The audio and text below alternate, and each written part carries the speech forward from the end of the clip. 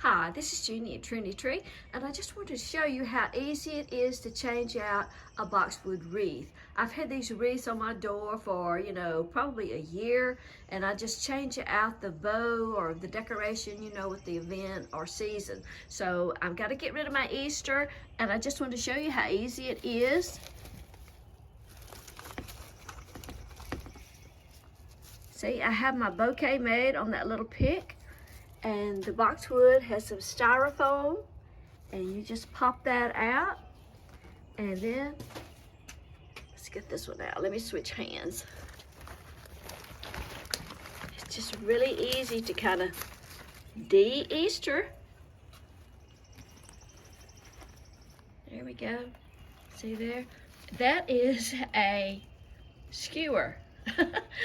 I was out of floral picks when I made these, and this is just a skewer that I had in the kitchen drawer, and I shortened it, and I just attached my bow and arrangement to it with a chenille stem, and then all I have to do is just, stick it down in the styrofoam. So anyway, we'll get rid of that and come up with something else to put on my boxwoods.